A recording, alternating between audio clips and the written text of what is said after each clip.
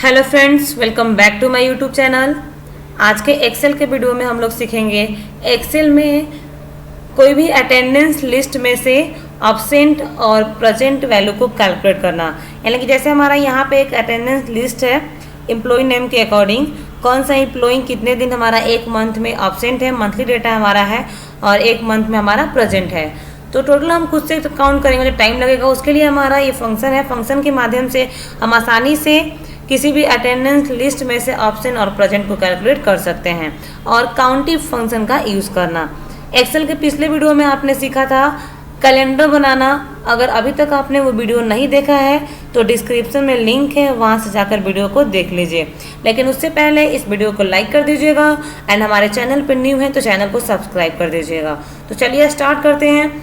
ऐसे हम यहाँ पे डेटा बना चुके हैं, हमारा एम्प्लॉय नेम यहाँ पे दिख रहा है और यहाँ पे हमारा मंथली रिकॉर्ड दिख रहा है कि कौन सा एम्प्लॉय एक मंथ में कौन कौन से डेट को हमारा अब्सेंट है और कौन कौन से डेट को हमारा प्रेजेंट है। यहाँ पे ये हमारा डेट यहाँ पे लिखा नहीं गया, मतलब ये हमारा 1 से लेकर 30 तक का डेटा है। और इसमें से हमें कैलकुलेट करना हो मंथली डेटा में से सभी एम्प्लॉय कितने दिन एक मंथ में ऑब्सेंट है या कितने दिन हमारा एक मंथ में प्रेजेंट है। अगर हम खुद से कैलकुलेट करने लगेंगे तो इससे हमारा टाइम बहुत अधिक लगेगा, हमसे गलतियाँ भी हो सकती है। तो उसके लिए हमारे एक्सेल में शॉर्टकट ऑप्शन है फंक्शन। फंक्शन के माध्यम से हम आसानी से अटेंडेंस लिस्ट में से ऑप्शन और प्रेजेंट को कैलकुलेट कर सकते हैं। अटेंडेंस लिस्ट में से ऑप्शन और प्रेजेंट को कैलकुलेट करने के लिए हम यूज़ करेंगे count if function. Count if function की सहायता से, नाम है काउंट इफ, काउंट यानी कि गिनना, इफ यानी कि जब यानी कंडीशन, यानी कि वो काउंट करेगा। काउंट इफ फंक्शन की सहायता से काउंट कर सकते हैं बट हमारे कंडीशन के अकॉर्डिंग। जैसे मान लीजिए हमारा ये मंथली रिकॉर्ड है, हमें यहाँ से यहाँ तक में काउंट करना है, मतलब हमारा ये 1 2 3 ऐसे 30 वो हमारा डेटा है, मतलब 30 दिन का बनाया गया है।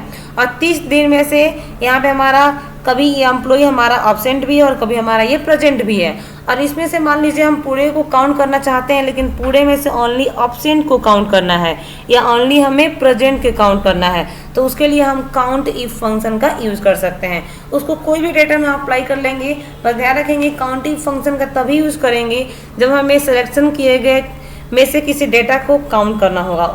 और सिलेक्शन करेंगे पूरा, लेकिन उसमें से हमें किसी एक डेटा को ही हमें काउंट करना होगा, तभी हम काउंट इफ फंक्शन का यूज़ करेंगे। चलिए हम यूज़ करते हैं।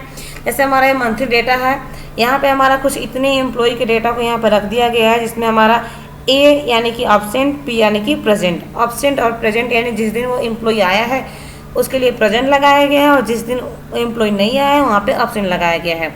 और यहाँ पे हम प्रेजेंट को कैलकुलेट करना चाहते हैं, आप ऑब्सेंट को भी कैलकुलेट कर सकते हैं, दोनों के लिए प्रोसेस एक ही है। सबसे पहले हम बताते हैं हम प्रेजेंट को हमें कैलकुलेट करना है। और यहाँ पे एक दूसरा भी मेथड है कि अगर हम एक का निकालेंगे और ड्रैग कर देंगे तो हमारा सबका निकल जाएगा, यानी सभी एम्प्लॉय के बार बार हमें प्रेजेंट और ऑब्सेंट को निकालना नहीं पड़ेगा। चलिए सबसे पहले हम एक का निकालते हैं, जो सबसे पहला एम्प्लॉय का जिसका नेम है अंकित गुप्ता। हम यहाँ पे क्लिक करते हैं, जिस सेल में निकालना है उस सेल को सिलेक्ट कर लेंगे और यहाँ हमें फार्मूला अप्लाई करना होगा काउंट इफ का, जिसके लिए इसका सिंटेक्स होता है इक्वल टू, और यहाँ पे टाइप करेंगे काउंट इफ, ब्रैकेट्स ओपन करेंगे, काउंट इफ ब्रैकेट्स ओपन। उसके बाद हमें उस पूरे रेंज को सेलेक्ट कर लेंगे जो हमारा मंथली अब्सेंट और प्रेजेंट का रिकॉर्ड है। जो हमारा अंकित गुप्ता का यहाँ से और यहाँ तक का अब्सेंट और प्रेजेंट दोनों रिकॉर्ड है, तो इस पूरे को ऐसे हम एक पे क्लिक करेंगे, बीच में कर्सर रखेंगे और माउस को बटन होल्ड करके एक डेटा को ऐसे सिलेक्शन करेंगे, एक एम्प्लॉय का, जो हमारा यहाँ पे C3 कॉलन हमारा यहाँ पे आ गया AC3, जितना हमारा ये लास्ट लिया गया है। आप चाहे तो यहाँ पे डायरेक्टली सेल को भी टाइप कर सकते हैं। स्टार्टिंग और लास्ट, हमारा स्टार्टिंग यहाँ पे दिख रहा है C3, कॉलन का साइन हम कीबोर्ड से टाइप कर देंगे और लास्ट दिख रहा है हमारा AC3। ऐसे हमारा कॉलम है, 3 हमारा रो है, देखिए तो भी हमारा ऑटोमेटिक सिलेक्शन ले लिया। उसके बाद कॉमा डालेंगे और यहाँ फिर लगाएंगे क्राइटेरिया, यानी कि काउंट करना है इफ, लेकिन किसको काउंट करना है, अब्सेंट को या प्रेजेंट को। तो उसके लिए हम इन्वर्टेड कोमा में लिखेंगे और यहाँ पे हम ऑप्शन के लिए ए लिखे हैं, तो ऑप्शन कैलकुलेट करना है तो यहाँ ए डालेंगे, अगर हमें प्रेजेंट कैलकुलेट करना है तो यहाँ पे पी डालेंगे। अगर यहाँ पे अपने डेटा में हम ऑप्शन पूरा उसका स्पेलिंग लिखे हैं तो यहाँ पर भी हमें ऑप्शन के लिए पूरा यहाँ पे स्पेलिंग लिखना होगा, या प्रेजेंट के लिए पूरा हम अपने डेटा में स्पेलिंग लिखे हैं तो यहाँ भी प्रेजेंट के लिए हम पी डालेंगे तो नहीं निकलेगा, पूरा हमें प्रेजेंट लिखना होगा। बट हमारा डेटा अब्सेंट प्रेजेंट में शॉर्ट लिखा गया ए और पी, तो अगर अब्सेंट को निकालना है तो यहाँ पे शॉर्ट में ही ए टाइप करेंगे और प्रेजेंट को निकालना है तो यहाँ पे शॉर्ट यानी कि पी टाइप करेंगे। तो अभी प्रेजेंट को हम निकालना चाहते हैं तो यहाँ पे पी टाइप कर देंगे, यानी जैसे हमारा डेटा में रहेगा वैसे ही यहाँ पे टाइप करना है। और हमारा कैपिटल है तो कैपिटल टाइप कर देंगे। वैसे कैपिटल और स्मॉल से कोई हमारा इफेक्ट नहीं पड़ेगा। और फिर इसको हम इन्वर्टेड कोमा से क्लेज कर देंगे, यानी कि हम सिलेक्शन किए हैं टोटल को, बट हमें काउंट करना है ओनली पी यानी कि प्रेजेंट वाले को। और फिर ब्रैकेट को क्लोज कर देंगे और एंटर की प्रेस कर देंगे। देखिए यहाँ पे हमारा एक कैलकुलेट हो गया कि जो हमारा अंकित गुप्ता है, ये हमारा दिए गए मंथली डेटा में से ये हमारा 21 दिन प्रेजेंट है। और उसी तरह मान लीजिए रवि ठाकुर, जो भी हमारे पास एम्प्लॉई है सबका निकालना चाहते हैं तो बार बार अप्लाई नहीं करना है फॉर्मूला, एक का निकाल दिया, उस पर क्लिक करेंगे, यहाँ पे कर्सर रखेंगे, थीन प्लस का साइन बनेगा, माउस का बटन होल्ड करके इसको ड्रैग कर देंगे, सारे एम्प्लॉय का हमारा यहाँ पे निकाल देगा। देखिए कि हमारा ये सेकंड एम्प्लॉय 22 यानी कि 22 दिन प्रेजेंट है, थर्ड वाला हमारा इतना, सबका हमारा ये ऑटोमेटिक निकाल दिया। इससे हमारा फॉर्मूला लगाने से दूसरा फायदा ये भी है, मान लीजिए जो हमें डेटा एंट्री करने के लिए मिला उसमें किसी एम्प्लॉय का हम यहाँ पे ऑब्सेंट और प्रेजेंट गलत लिख दिए हैं और इधर हम उसका कैलकुलेशन कर दिए हैं, तो अगर हम इधर चेंजिंग करते हैं तो कैलकुलेशन हमारा ऑटोमेटिक चेंजिंग हो जाएगा। जैसे मान लीजिए यहाँ पे जो हमारा श्रावण सी एम्प्लॉय है, इनका हमें यहाँ पे पी लगाया यानी कि प्रेजेंट, बट यहाँ पे ऑब्सेंट है, हमें मिस्टेक हो गया है, जिसकी वजह से हम आगे यहाँ पे फार्मूला भी अप्लाई करके प्रेजेंट को काउंट कर दिए हैं। बट अगर यहाँ पे हम ऑप्शन रखेंगे तो ऑटोमेटिक यहाँ पे हमारा कैलकुलेशन हो जाएगा, यानी कि हमारा एक प्रेजेंट कम हो जाएगा। यहाँ पे देखिएगा, यहाँ पे हम एक करते हैं और एंटर, देखिए। इससे हमारा दूसरा फायदा ये भी है कि कैलकुलेशन करने के बाद भी हम डेटा में अगर बदलाव करेंगे तो हमारा जो भी हम यहाँ पे रिजल्ट निकाल दिए वो भी हमारा ऑटोमेटिक चेंज हो जाएगा, उसको हमें फिर से निकालना नहीं पड़ेगा। और इसी तरह हम सेम प्रेजेंट निकाले हैं, इसी तरह हम सेम ऑब्सेंट को भी निकाल सकते हैं। सेम वही फार्मूला अप्लाई करना है, बट यहाँ पे हम जो लास्ट में क्राइटेरिया पी डाले थे अब डाल देंगे ए, क्योंकि अभी हमें ऑप्शन निकालना है। देखिए हम बता दे रहे हैं, इक्वल टू फार्मूला अप्लाई करना है, काउंट इफ, ब्रैकेट्स ओपन करना है और पूरे डेटा को कर लेना है सिलेक्शन, या उसके सेल एड्रेस को भी टाइप कर सकते हैं।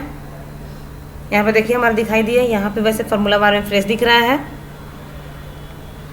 उसके बाद comma, inverted comma, double inverted comma रहेगा हमारा यहाँ पे, और फिर अगर हमें यहाँ पे ऑप्शन निकालना है तो ए टाइप कर देंगे।